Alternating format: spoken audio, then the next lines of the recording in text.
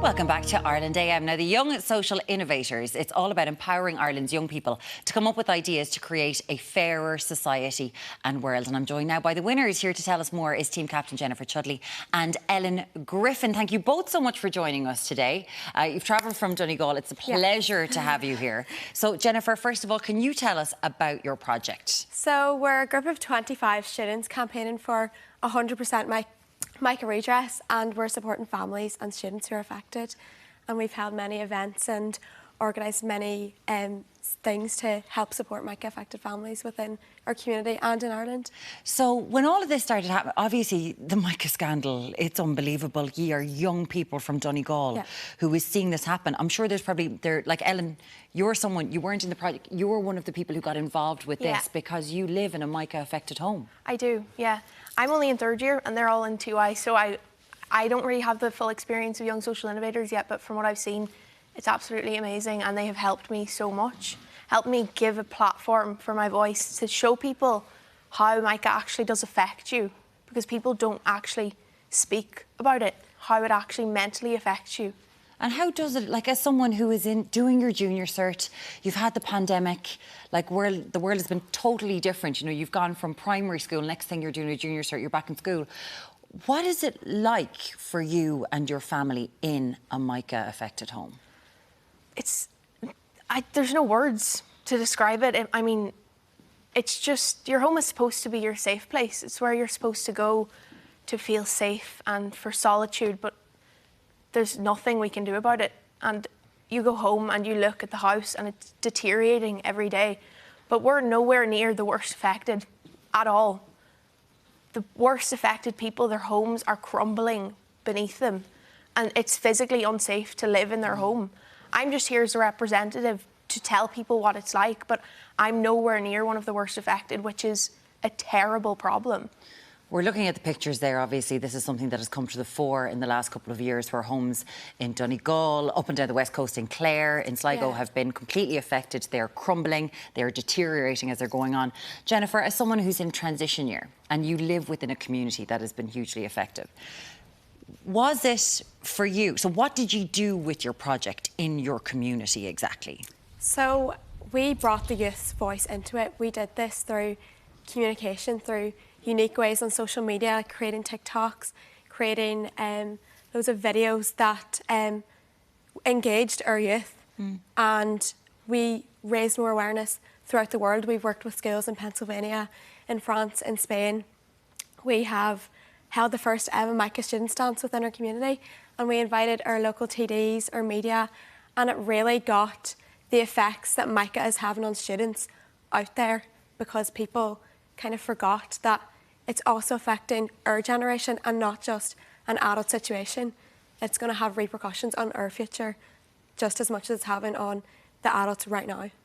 And kind of sitting there, sometimes we saw so many protests that were happening in local communities, but then that were brought to when it was outside the convention centre in Dublin, when the Dáil was sitting there during the pandemic. And you decided to get involved in an awful lot of these things.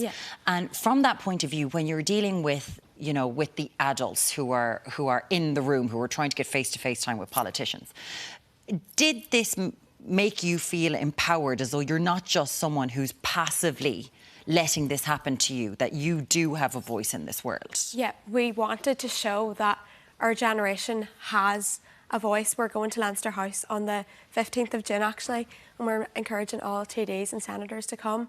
And we're also planning on creating a documentary on mica and its effects on students and our project, and how young people are activists in today's society. And it's not just about,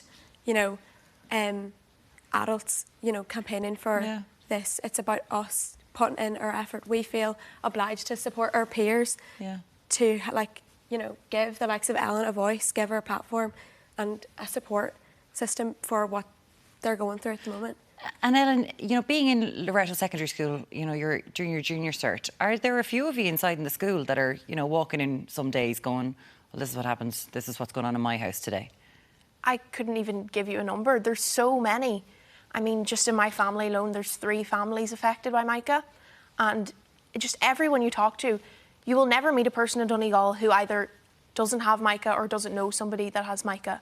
everyone knows someone affected or is affected.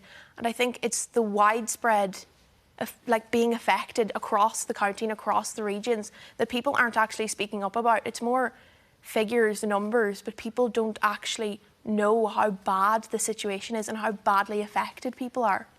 I was listening to something on the radio, and it was a family in Donegal who, you know, were trying to go out, trying to get the money together for a caravan because they could no longer stay in their house. They had nowhere else to go because their families' homes were already affected by mica as well.